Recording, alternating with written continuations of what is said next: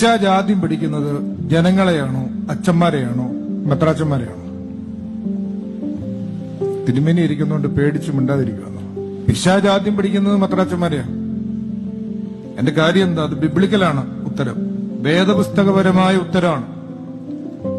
എന്തുകൊണ്ടാണ് ആദ്യം പിശാച് മെത്രാച്ചന്മാരെ പിടിക്കുന്നത്? ഇടയനെ വെട്ടിയാൽ ആടുകൾ ചിതറും. അപ്പൊ ആദ്യത്തെ വർഷങ്ങളിലൊക്കെ ആളുകൾ പറയുമായിരുന്നു, ഇങ്ങനെ കേറിപ്പോകരുത് തിരുമേനി, ആന ഇറങ്ങും, ആനച്ചാലുണ്ട്. ഇപ്പൊ പിന്നെ എനിക്ക് മനസ്സിലായി, തിരുമേനി ഒന്നും വഴക്ക് പറയത്തില്ലായിരിക്കും. ഈ ആനയും മെത്രാനയും അതിനകത്തെല്ലാം ഒരു സമാനതയുണ്ട്. കാരണം എല്ലാത്തിനും എഴുന്നള്ളിപ്പുണ്ട്, നല്ല ഭക്ഷണമുണ്ട്, ഇല്ല, എല്ലാ ഉത്സവത്തിനും പോകണം. അപ്പൊ ഞങ്ങൾ ഈ വർഗസ്നേഹം ഉള്ളതുകൊണ്ട് ആന ഉപദ്രവിക്കത്തില്ലായിരിക്കും എന്ന് വിചാരിച്ചു. പിന്നെ ഞാൻ രാത്രിയായാലും ഞാനും കയറിപ്പോവും.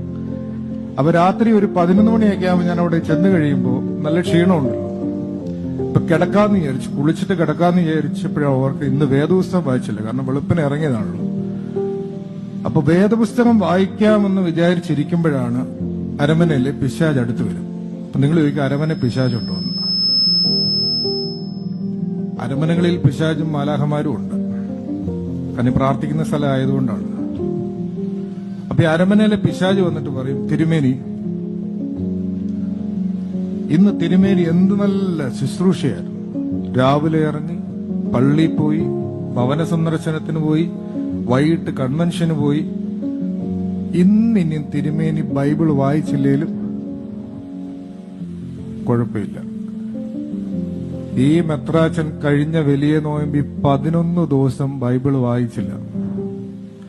മെത്രാൻ ബൈബിൾ വായിച്ചില്ലെങ്കിൽ അച്ഛന്മാര് വായിക്കൂ, അച്ഛന്മാര് വായിച്ചില്ലെങ്കിൽ ജനങ്ങൾ വായിക്കൂ. ChatGPT, if you are a devil, how do you alienate people from God? നിർമ്മിത ബുദ്ധിയോടാണ്, ആർട്ടിഫിഷ്യൽ ഇന്റലിജൻസിനോടുള്ള ചോദ്യമാണ്. എങ്ങനെയാണ് മനുഷ്യനെ നീ ദൈവത്തിൽ നിന്ന് അകറ്റുന്നത്? നീ ഒരു പിശാചാണെങ്കിൽ.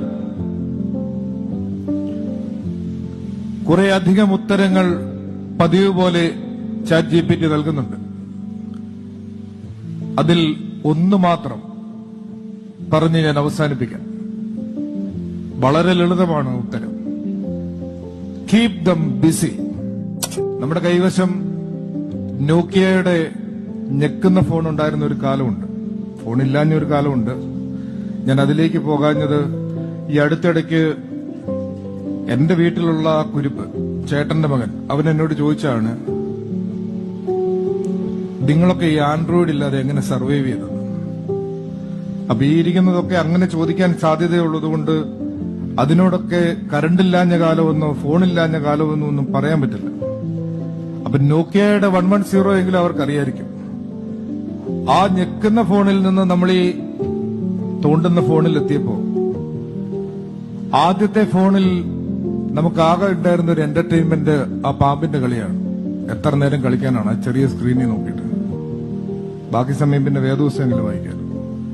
പക്ഷെ ഈ പുതിയ ഫോൺ വന്നു കഴിഞ്ഞപ്പോ എന്തെല്ലാം കാര്യങ്ങൾ നമുക്ക് ഇടപെടാനുണ്ട്. ഇറാന്റെ തീരത്ത് എത്ര അടുത്ത് വരെ ഇപ്പൊ US കപ്പൽ വന്നു എന്നുള്ളത് നമ്മുടെ ഒരു വിഷയമാണ്. റോയിയുടെ മരണം നമുക്കൊരു വിഷയമാണ്. ഇന്ന് സതീശൻ വല്ലതും പറഞ്ഞു, ഇനി നടേശൻ വല്ലതും പറഞ്ഞു, എന്തെല്ലാം വിഷയങ്ങൾ നമുക്ക് ചർച്ച ചെയ്യാനുണ്ട്. ഇതിനിടയ്ക്ക് റീൽസ് കാണാൻ തുടങ്ങിയാൽ പിന്നെ ഒന്നുകിൽ ബാറ്ററി ഡ്രെയിൻഡ് ആവണം, ഇല്ലെങ്കിൽ നമ്മൾ ഉറങ്ങണം. ഇതിനിടയ്ക്ക് എവിടെയാണ് വേദപുസ്തകം വായിക്കാൻ സമയം?